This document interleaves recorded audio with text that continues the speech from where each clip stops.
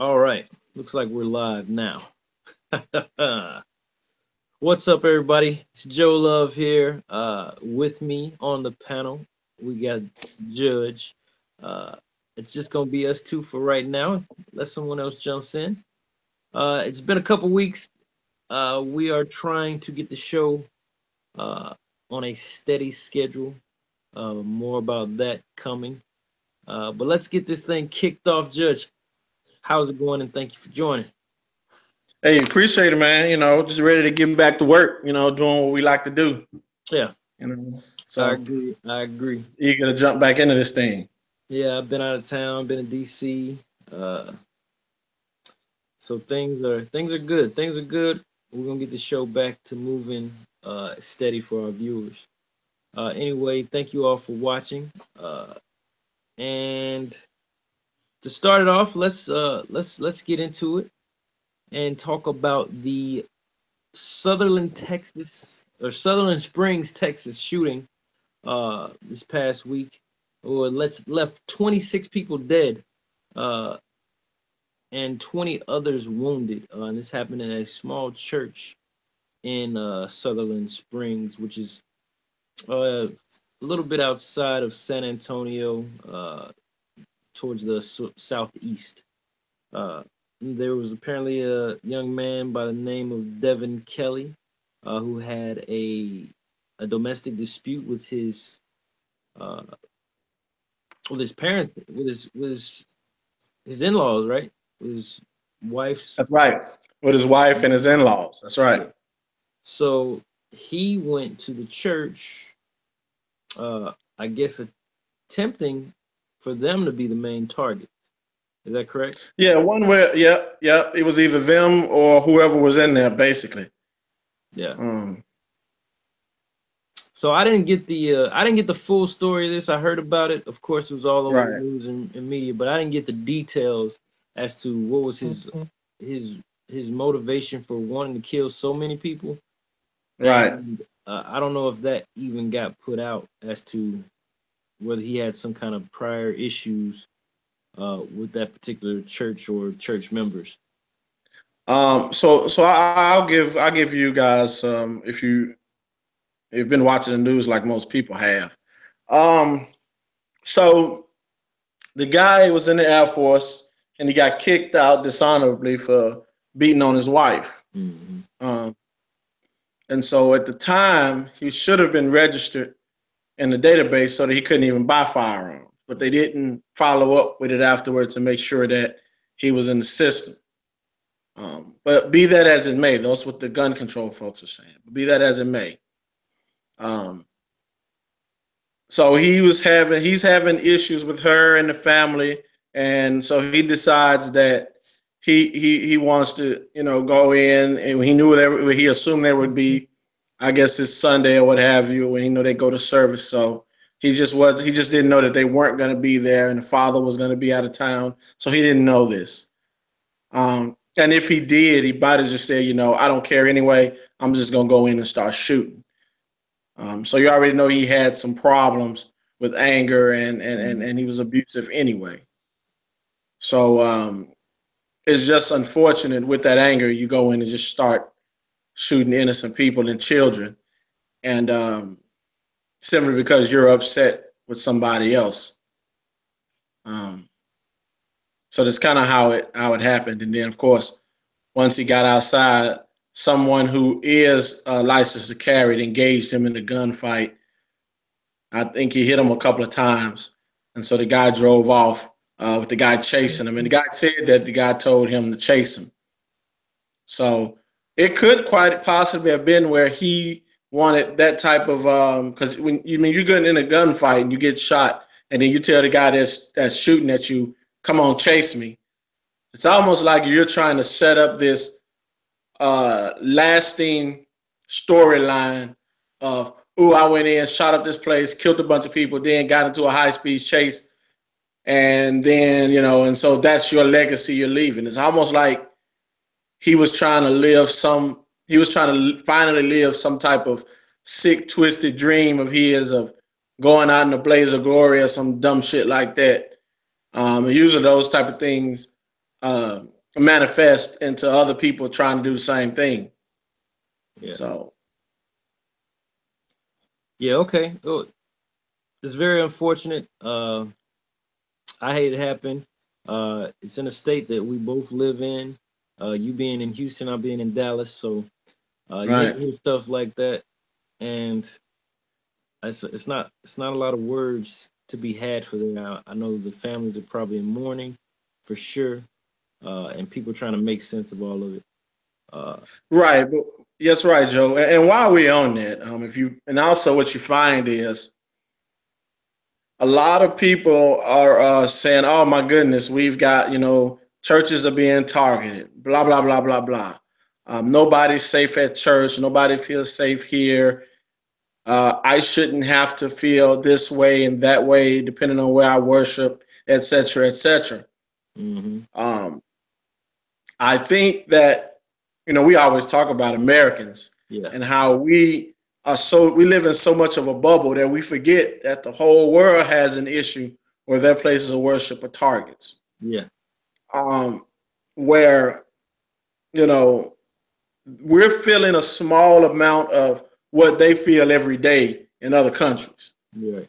Um, and so what a lot of people are talking about is should people be allowed to carry in the church? And a lot of people are like, well, I don't feel comfortable with that. Um, but if you got conceal and carry, everybody who is able to carry should carry because you don't know um, what's going on around you at any given time, and you don't know. And that's just the fact of the world, and it ain't just something new. This is something that, excuse me, we've been experiencing for years and years and years. Yeah. So it ain't something that's brand new. Because people say, oh, now things are bad these days. No, it's always been that way. Yeah. You just lived in your little bubble, and so you couldn't see whatever else was going on around you. So what you're seeing now is the news making it like it is. Everybody needs to be on the same page as, hey, always be on the lookout, always be vigilant, always be looking and watching, and always be prepared. It's just fact. Yeah, I agree. I do think it just seems like in news media, uh, and just in the United States, we know these things happen. But it seems a little That's bit right. more frequent in the last 2 to 3 years than it has been in years past, as far as these mass shootings have gone. Yes, it's at least been two. It's been at least 2 or 3 every year. Yeah. And I'm surprised that nothing happened until recently. Yeah. Between, I think Vegas was the first one. hmm Vegas was the first one all year. That's a long time. Normally you've had at least, now you've got Vegas and the guy in the truck, and then this guy. It seems like it's a quota needed to be made during the year. Um, and the quota's been met of at least 3 a year. And so Yeah. everybody better expect this to happen at least once a year. Quit walking around here like, ain't nobody out here doing some shit because people So plot. that's a good question. Should we come to expect it to happen as Yep. as frequently as once a year?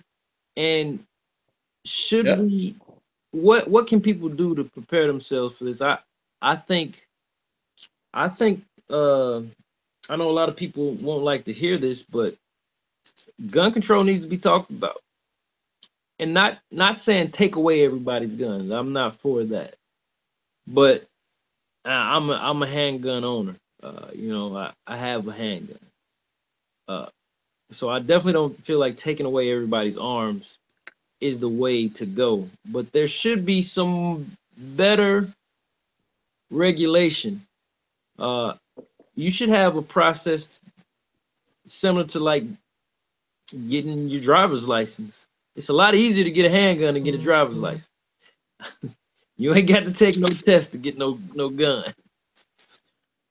Also, But to get your license, here's the thing: to get a license to carry, you got to do something. To buy it, is the other thing. Yeah. And so you're right. Yeah, yeah.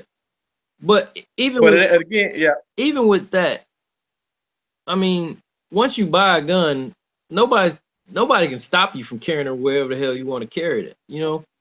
But also the thing needs to be, if someone's purchasing high caliber weapon with tactical, equipment on it and accessories, there should be some type of database where you in there. Like, this is your number. You're this person. You have this. You shouldn't be able to just buy all that stuff. I feel like there should be a quantity, unless you can justify it. Mm-hmm. Like, you can't go to the store and buy 30 goddamn guns. You know what I'm saying? You can barely go and buy glue shit. Yeah, cause you want to. And I'm not saying for like collectors to not be able to collect guns. Just have a process that if you're buying, such and such this many guns, have some kind of something in place to be like, okay, this is what I'm doing. Here it is. I'm not a threat of any kind for this to happen. Now, I know that's a hard thing to do, and I'm not saying I have a solution for it, but it's something that needs to be discussed. You can't go around, you can't take people's guns. They already got them. They already got them. You can do a buyback, and that's what a lot of people are saying, a la Australia. But it's something got to happen. Too many mass shootings,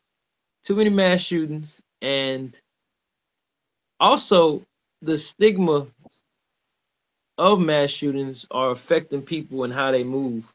I know some people, older people, who won't go to concerts anymore. They won't go to big public events for that reason, for fear of their lives. Mm-hmm. I know people who won't go to the movies on opening day. Right. All because of one incident that made national headlines. They won't go. Right. So I don't know. There's a big problem with it. I don't know if we have an answer for it. Well, it's in the acquisitions of it. We have a policy and we have a system in place, but I don't think it's effectively being used. Oh, it's absolutely not. Like I can agree I think personally, if you're purchasing from an authorized gun dealer, I think there should be a database of some sort where they're able to put your driver's license number or something in, and it identifies who you are without having to use your social of some sort. And you will know whether or not this person is flagged in order to purchase a firearm. Yeah, I agree. Something like that. Same way, yeah, and if this person has been convicted of or has been in a situation where they were either burglars or robbing somebody or something like, assault, aggravated assault, domestic violence, their information should pop up before they're allowed to even purchase. Yeah, I mean, if you have anger issues, even like on the school level. Well, I can't talk about medical because anybody with PTSD would be on the list. And so yeah. I can't say that you're getting into HIPAA problems then. Yeah. But if you've unless somebody has said, hey, this person is a threat, I need to have them on a watch list, then there should be, okay, well, this person hasn't done anything wrong, but someone has flagged them on some type of something. And so they've been flagged. So at least the person who's selling it to them can say, okay, this person is flagged, and they're buying a, I don't know, 100 rounds or 200 rounds or 3,000 rounds or what have you, and this person is flagged, I know I can't sell this to them. Just can't. The other issue with that is there are personal sales, there are private sales with Well, yeah, that's different. That's different, right? So Person to person, ain't nothing you can do. Exactly. That's different, though. I think a lot of stuff between buying online and person buying online and person to person is part of it. But that's something you can't really do much about. But you can do damn sure do more about it coming from authorized dealers and trade shows, Yeah. stuff like that. Like you can't even get in the trade show unless you've gone through some type of you didn't register, pre-registered or something, and the database and gave you the green light. Like that's the type of shit. That's simple shit, right? That can be done, and people feel like, hey, I'm looking out for you as well as I'm looking out not only after you and your family, but everybody else's, just in case. It's how the the propaganda machines and the politicians are selling it. They're trying to sell it their way rather than trying to say, okay, here's a realistic approach to it. They're trying to sell their own agenda. And they're not concerned about you and your families. They're concerned about their political careers. Yeah. And those aren't the same thing. I agree. Like I said, I'm not against guns. I like shooting. I like going to the range. But there definitely should be something that deters people. Because most of the people that's pulling off these mass shootings are licensed and legal.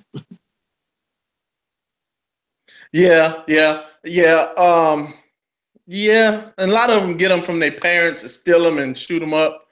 That I've seen, especially when it's coming with young people, they're taking the weapons from their parents or their uncles or some shit. But also, you know, like the young brother out in down in Texas down here, he had his weapon and another guy with him had his rifle, and they saved lives. Mm-hmm. You know, they took him down. I mean, he died. He personally, those two guys killed him. Okay, yeah. I'm be honest. They did exactly what they're supposed to do. They're only gonna say so much, but they killed him. They went ahead on and took him on out, and they're trying to say, oh, he had a gunshot wound to the head. He had several gunshot wounds. That guy killed him, as he should have. And so they should give him not only the props of saving him, but say, man, you took him out. You know, you did exactly what needed to be done, and don't let him feel like him doing what he had to do to save people was something that he shouldn't have did.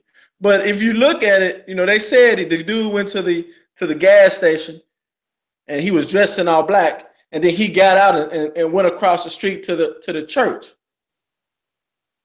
Somebody else said, you know, and this is where it comes to being vigilant and if you see something, you need to start acting right then. Even if you can't engage them because you're not armed, at the very least, start, you know, get your speed dial going or what have you. Yeah, just being sure we know what's going on around us and not just, you know, living in our own with our visors on, you know. Yeah. But anyway, I'll digress. We can beat that up all night. Yeah, that's a tough topic to tackle, and it's been tough for years now. So we'll move on to another just as eerily a topic. There's been a series of sexual harassment and sexual misconduct things happening in the news recently, and it's not just recently. It's been happening. For one, you have well-known people and actors like Kevin Spacey, there's Charlie Sheen, the Louis C.K.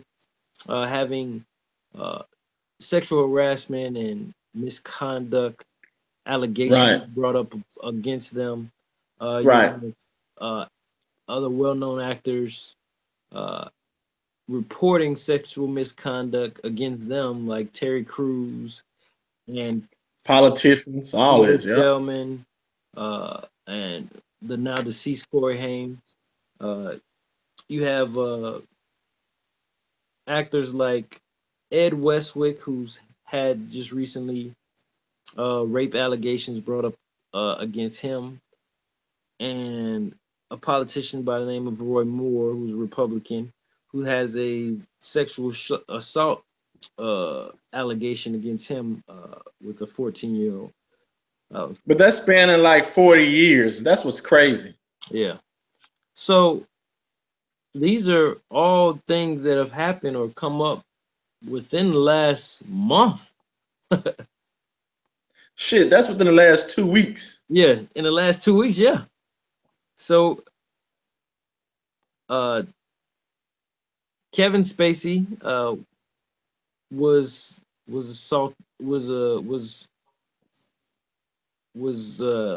allegedly involved in sexually harassing a young actor while they were filming something a couple years ago. And these allegations were just brought up this past week. What do you think about that? Kevin Spacey is a very well-known actor. He's a very respected actor. And now you get this. What do we do about it? What can we say about it? The culture, I don't know. Okay. The Hollywood, like, there's this underlined Hollywood kind of harassment. You scratch my back, I scratch yours kind of culture that's been kind of known by people, but never fingers have been pointed over the years. Every now and then, I mean, just a month ago, you had Harvey Weinstein, and his allegations come up that kind of derailed him. And he's as high as you get as far as executives in Hollywood. So this culture is there. It's been talked about, but only like, whispered. Hasn't been yelled about. So what's your take on it? All right. So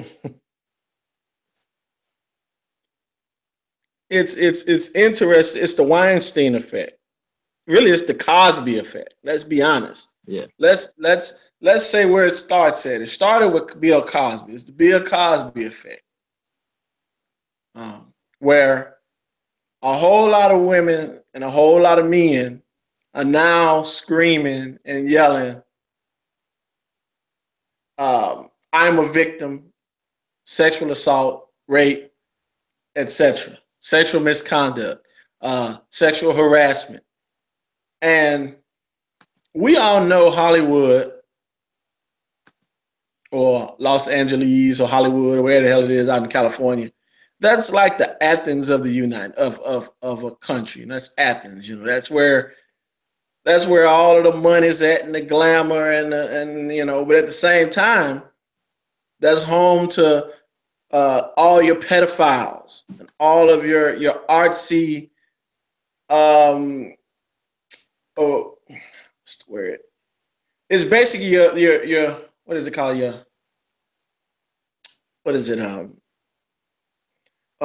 Thespians. The thespians and all of them. Well, all of these folks get together and they all live in their own bubble. And you got a lot of money coming in, a lot of power, and a lot of egos. You got people trying to get into the business, people trying to make a way for themselves, trying to get a leg up, using whatever they got to get an advantage for themselves. And what you find is amongst all of this, you have the pedophiles who are after the children, and they're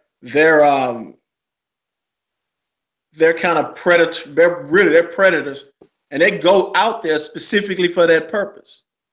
They're only there to mentor and bring under their whim these boys, and this is what they do. This comes from that whole Athenian Greek kind of lifestyle where Yeah, I got a wife at home, but I like kids. It's fact. Yeah. You see women, they're out there engaged in the same thing. They're out there getting these older guys who know got these little boy fetishes, and then they themselves get involved in the lifestyle. Mm-hmm. And while they're getting involved in all of this, they're in these movies and they're making a lot of money, and then once their careers are starting to dwindle, everybody starts crying foul.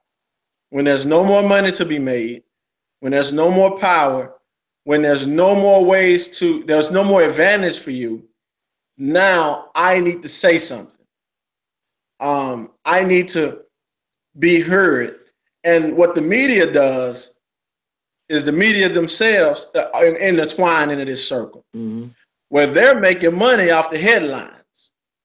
It doesn't matter if an actress unknown that don't nobody know who she is, if she just mentions somebody's name, it's in the headline and it's gonna get clicked on, and that's gonna generate money and advertisement revenue. These things have been going on for 50 or more years. Yeah. But it's now profitable to bring them out.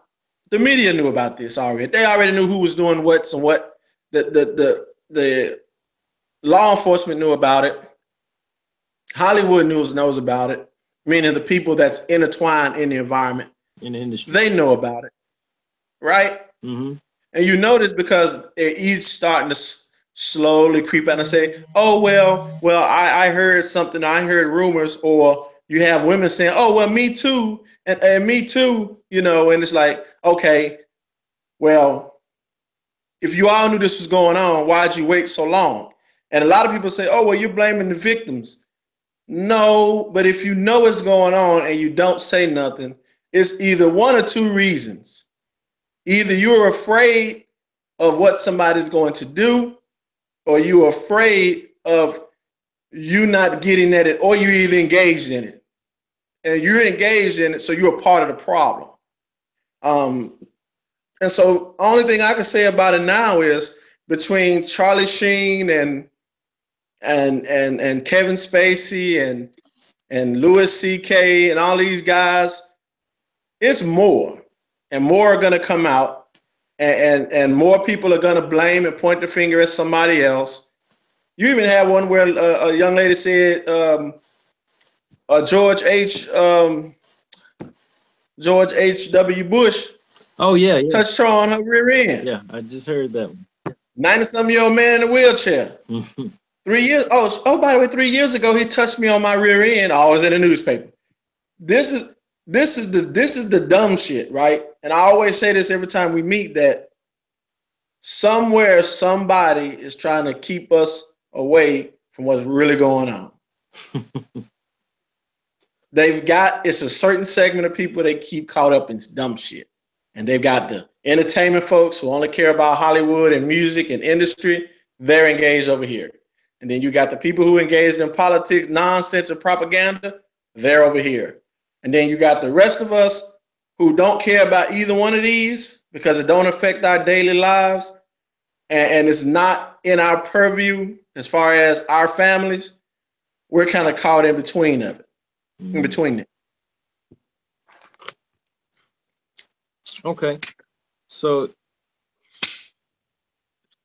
yeah, well, you mentioned like the referencing how the Greek Athenian culture was, they had the children, and so Charlie Sheen was allegedly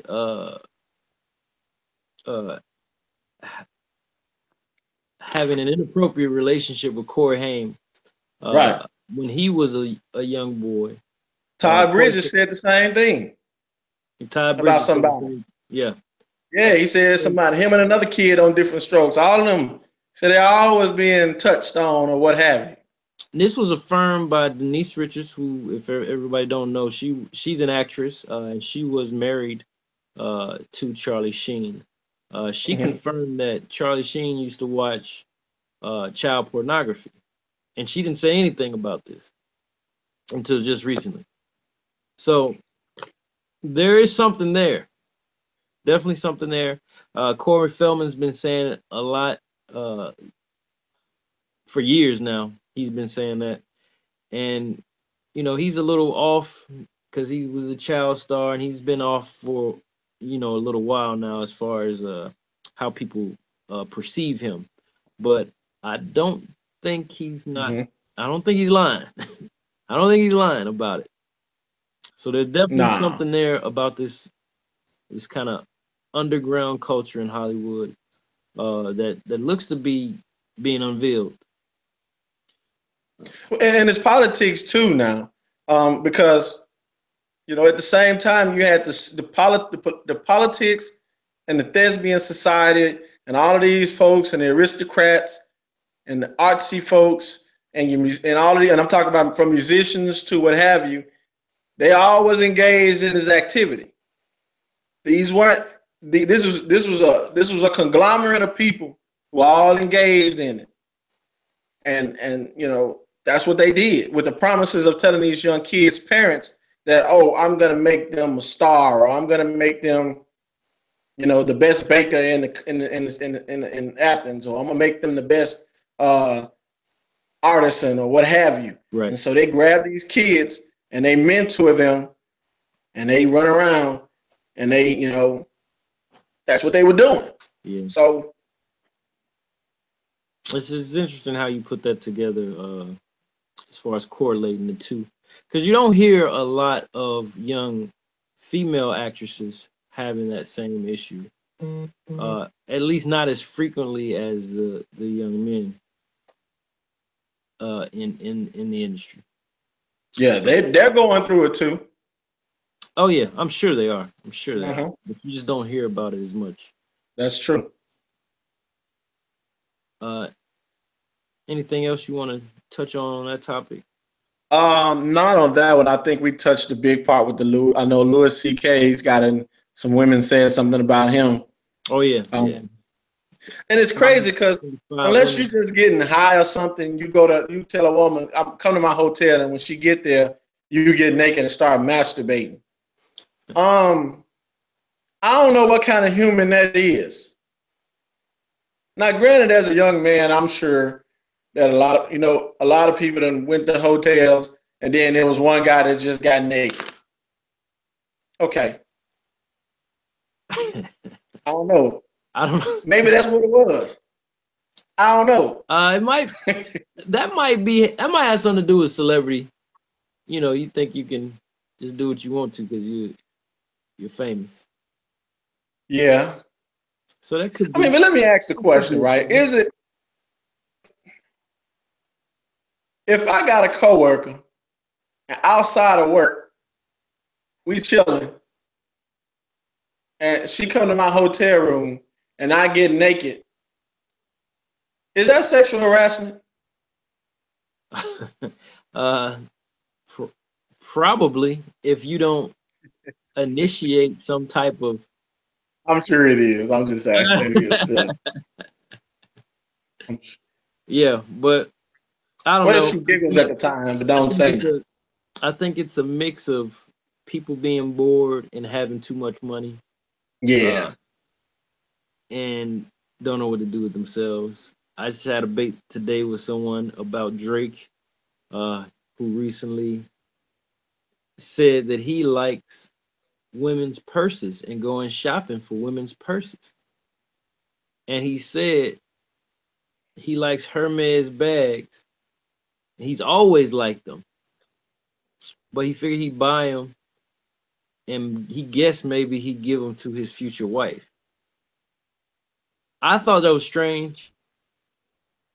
Apparently I'm wrong though. Some people say, oh, that's what rich people do. They invested. No, that's weird shit. That's what that is. No, buying a purse is not an investment. No, it's not an investment. It's not like buying Jordans. Well, these purses cost, $10,000 or more dollars, tens of thousands of dollars. But that's not something you invest in. It's a freaking material. It's not an investment. If that's the case, then all these stockbrokers and financial advisors have gotten it wrong for years because nobody ever mentions go and get you a couple Hermes bags. You'll be set for life. That shit doesn't happen. Yeah. Yeah, whoever made that argument, I'd be drug out into the street and ran over. And it Is that doesn't too make any soon? sense. Furthermore, it doesn't make any sense because not that many people are buying those damn bags. It's only I don't select even know what it few. is. It's only a select amount of people who can even afford them. I don't even know what it is because I don't wear purse, so I wouldn't know. Exactly. But that's neither here nor there. It's just something that someone with too much money and too much time. Well, I mean, if I had a lot of money, I would like to go and buy dresses for women. Yeah. Okay. You know, but I'll go, you know, hey girl, come on, let me go buy you a dress because I want to see you in it. Well, let me ask you this. Would you Maybe a nice pair of heels. Would you take the woman with you? Yeah, or if it was a really nice lady that was selling it, I'd have her put it on. Would you go by yourself and do it? Not without a model, no. Yeah, I don't see the point. You're not So, gonna this is a cute dress. I'm gonna get this for my wife. No, I don't do that now. Like I wouldn't go somewhere and buy a dress off the rack. Come on, this looks good for my wife. If it's for a present, you probably would. No, I wouldn't. And you probably mess it up. You probably get the wrong side. That's why I don't do it. Yeah. So I'm sure. I think I did it one time. One time, I think. Let's see. Anything else we want to touch on? Something fun. I know everybody's talking about Wendy Williams this past week fainting on her show. That she overheated. I'm not so sure about the overheated part. She's all right. Dehydrated. Yeah. She pulled a Hillary Clinton. She dehydrated.